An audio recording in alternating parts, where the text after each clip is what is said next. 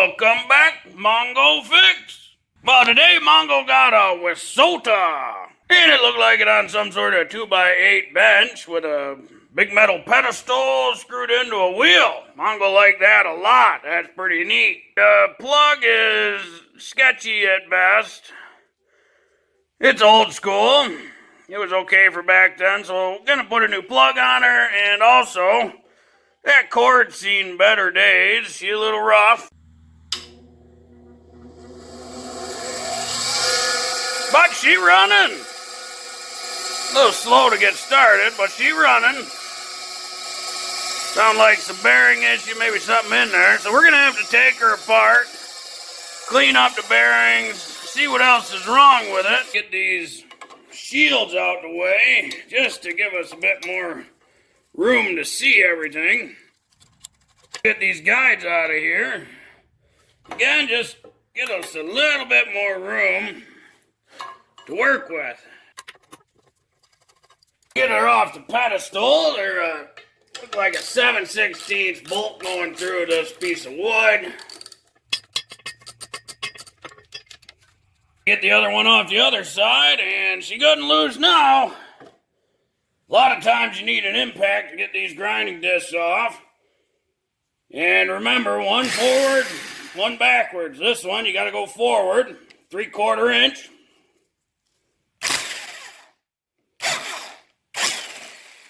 And the other side comes off with the normal reverse.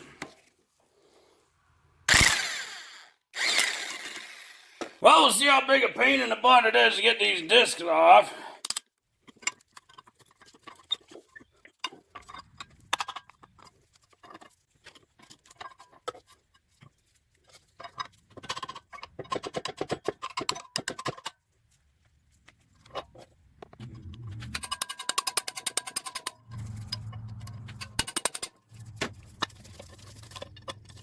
Always make sure the machine's unplugged before you dig inside there.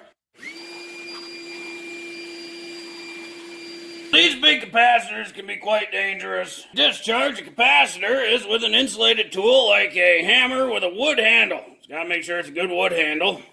And all you gotta do is touch the two ends together. Just like that. That will short the capacitor and discharge any capacitance it might have. Take a picture of where all these wires go, so we make sure to get them back in the right order. To get the switch out, you just have to loosen this nut. So we'll hold on to the switch while we twist that faceplate nut off of it. And just like that. And we'll take some needle nose pliers, disconnect the terminals for our capacitor. Now the power wire, this black wire coming in, is crimped onto this terminal, but there's a nice little house nut right here. Can undo this custom electrical tape. It's just a house wire wing nut, so we can unthread it. 1/2 inch dry bolt. That out of the way, now we have access to the lower bolt between the case and the stand, and that is also our ground wire coming in. And now our case can come off. Look like, for our purpose, there's no fancy retainer or anything on this cord. It's just sitting in this cutout, so that'll make cord replacement real easy. Well, we'll do a quick check of the motor windings. To do that, we'll go to ohms, and we'll check the resistance between these three wires. Got 2.3 ohms on one, 29.3 ohms on another, and our third leg, 31.6. That seemed to make pretty good sense to Mongo. Now this old motor has 2 through bolts. So there's a bolt right here, goes all the way through, and then 180 degrees up by the handle, there's another bolt that goes all the way through. Got a 3/8 on one side and then a flathead. So let's see how it goes.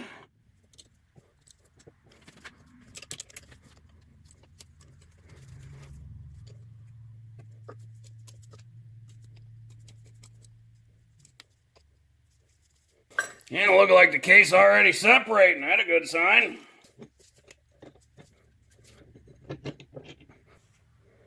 One bearing, and in there, two bearing. And we should just have to slide that right out. Now these bearings don't feel super bad yet, a little grindy. So we can kind of check for play, and that bearing, it got play side to side. That one doesn't. So this one, you can kind of grab the side and just twist it. And you can feel play in that bearing. So that bearing on its way out. To get these bearings off, they're kind of tricky.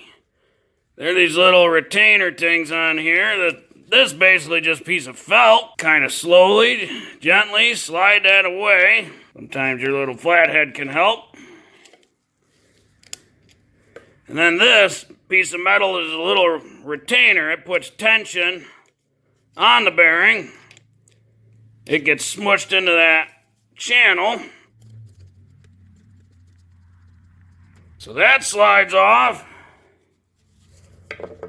And then your retainer slides off. Always good to keep it the same orientation it came off in. And then the bearing, if it's not seized, should slide off. Sometimes it needs just a little light help. Made in USA, Hoover. Been a long time since Mongo's seen a bearing with Hoover on it. So that 77203 is the part number for the bearing. Boy, these bearings lasted a long time in this machine. Well, we'll see if the other side comes off just as nice.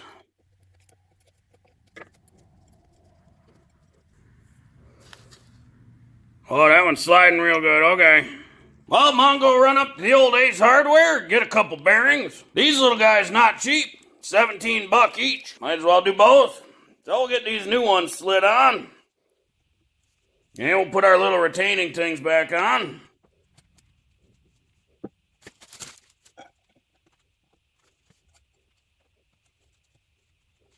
Now we should be able to slide this guy back together. One thing Mongo always liked to note. So with the nameplate facing, the right way, the reverse threads go on the left, so we got to make sure the reverse threads go on the left side of the machine. And it bottom out on that little spring retainer thing.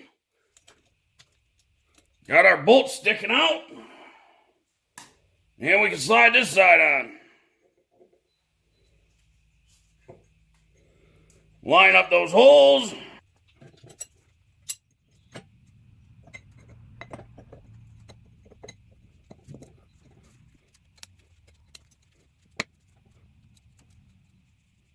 Just getting a couple threads on the little nuts.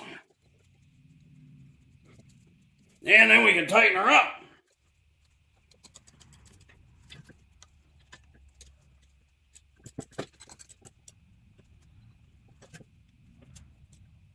That's what you want out of a bench grinder. Nice, smooth rotation.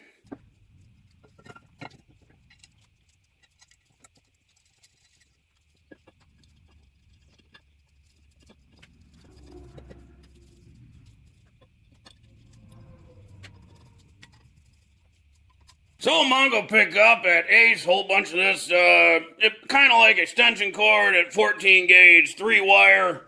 So it got the neutral, power, ground. This stuff only $1.39 a foot. So we'll measure out 6 foot of this and make our own cord. Cord gets fished in through that little notch. There's our cord. To start, we'll just feed a whole bunch. Not sure how much we'll need.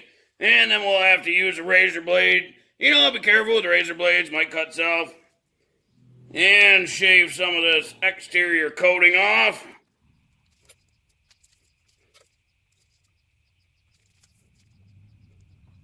That seemed pretty good length. And inside here, got our black power, white neutral, and our green ground.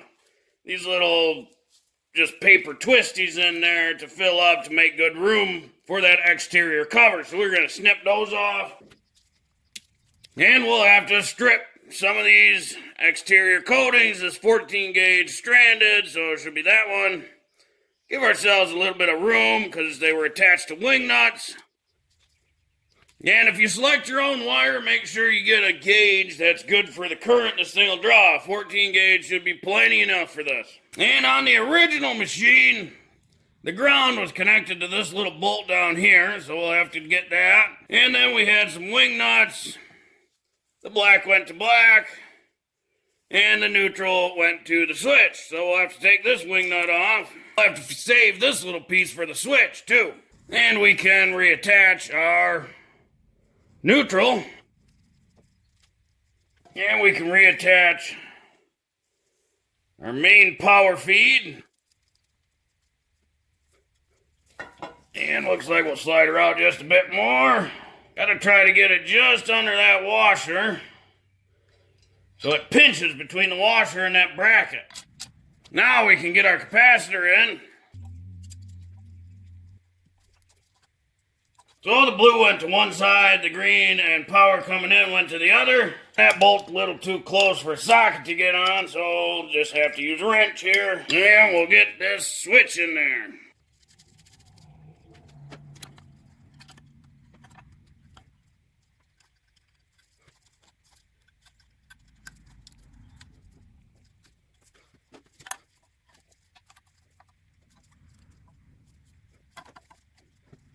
Mongo gonna bend that all the way flat because really don't like how close that is to the capacitor body. Don't need any sort of weird arcs. Luckily it's just a copper tab switch. It'll bend fine just like that. Alright, so everything's wired together now as it was. Put a plug on the end of this cord, so pick this one up from Ace for, I think it was $5. Been a while now though. So we'll have to take the faceplate out. And might as well loosen this guy up some more. Slide our cord through. Shave off just a little bit here.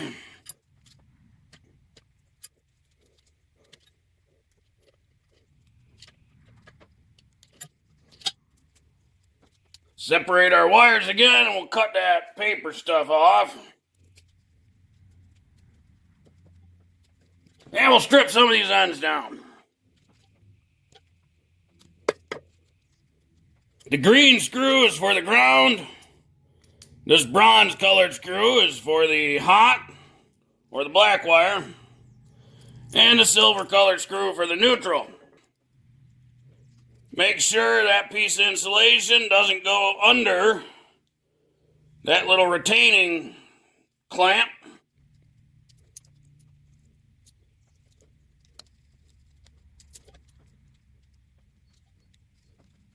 And we'll tighten them all up real tight. And we'll slide our housing back up.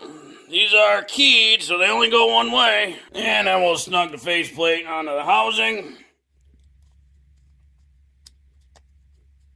And in the back, we just want to make sure that this exterior cover insulation is under the clamping device. Because we want it to clamp on that insulation, the exterior, not the wires themselves, and sure enough, there's plenty of room in there. So we'll just, side by side, tighten her up.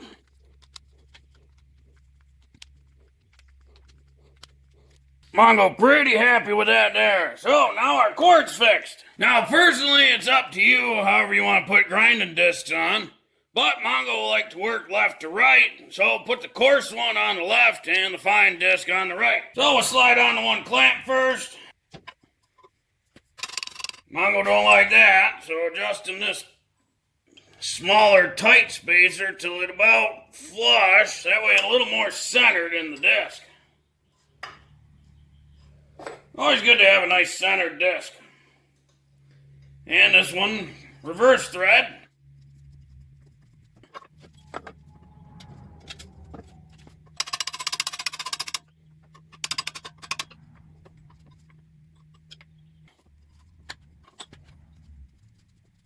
And quick tap with the impact.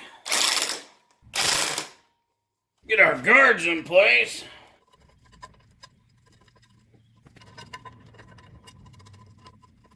in our little shields, snug everything up.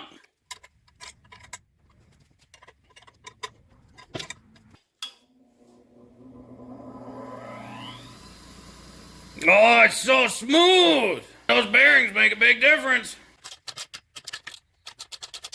Test it out, see how well it grinds stuff. Well, hopefully this video helped you if you ever have a bench grinder that you gotta replace bearings on or the cord or something. If you like this video, be sure to like this video.